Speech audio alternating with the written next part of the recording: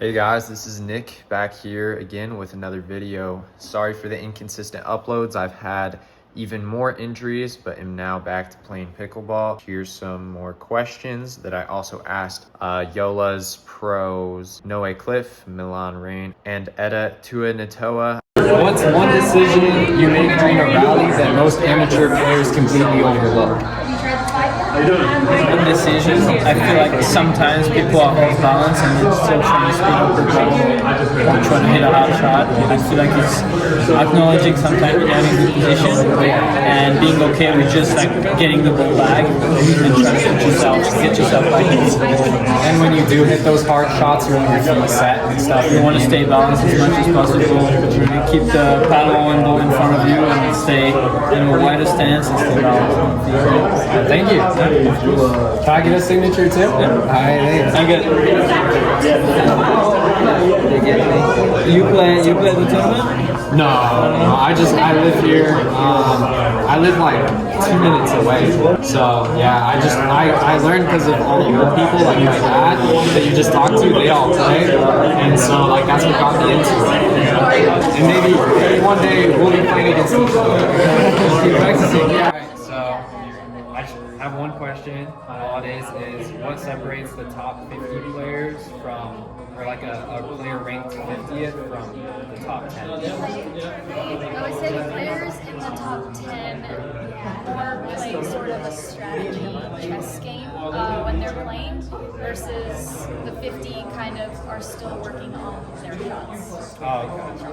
Still like the shaping and stuff. So what's like a really good way to build, I guess, a more varied range of shots, and like what's a good way to find those shots?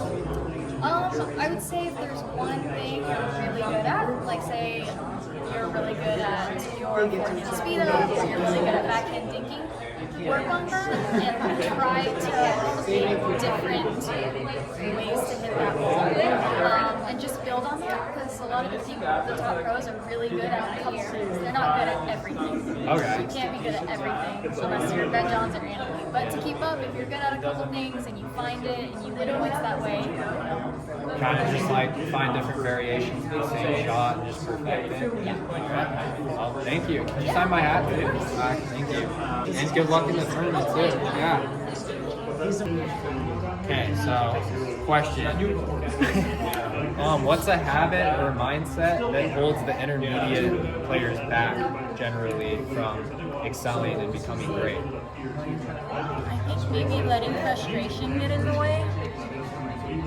And I think that's just an emotion that a lot of people experience. So I think it's kind of finding a way to get through the frustration, because then you can make it break through.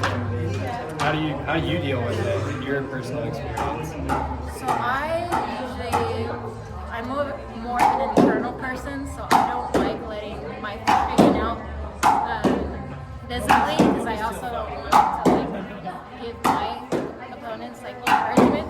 Yeah. So I kind of deal with it internally, just kind of like telling myself like You just kind some of keys, like I'm good, I'm okay. It's okay if I made a mistake. Next point. That's usually what I say. Next point. Next point. I have another question too. Like, do people trash talk a lot? I always wondered that. So it's like pretty much everyone, those people, some people. I think certain people who I feel like it gives them like energy. Helps them. And also I think it's just personalities. Yeah. I'm usually the reserved one, so I don't trash talk. Sometimes I want to, but again, I don't. Yeah. I don't want to entertain that. That's good. Well, you're one of the mature players then, probably. All right. Well, thank you. Oh, could you also sign my hat? Thanks. So we went to the semifinals on Saturday, and just here's some clips from that. The first match was ALW versus Leah Jansen, and it was close at first, but once ALW got warm, it was pretty much over. Then my boy Noe played, and I was rooting for him. He went up against Stackstrud. He was a pretty big underdog, but unfortunately he fell short. Fahey and Christian played, and Fahey won. Really, I mean, it was a beatdown. It was pretty brutal. But singles were then topped off with Hayworth Dude, Hayworth is incredible. He's my favorite singles player. And then Waters and Johns kicked off the mixed doubles, and they made short work of Stackstrud and Fahey. And then the Johnson siblings played against Bright and Patrick Quinn. Barely came up short. That was a pretty entertaining match.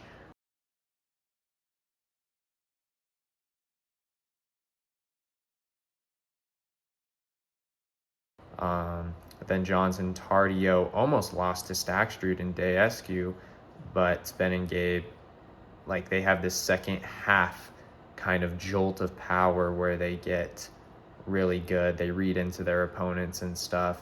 Then Patrick Quinn and Alshin took on Johnson and Klinger. That was probably the most entertaining match of the day. It was really close, and it was just really fun to watch.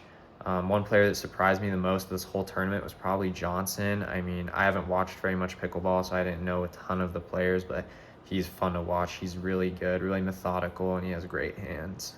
There's going to be more videos here coming shortly. So thanks for watching. Hope y'all enjoyed.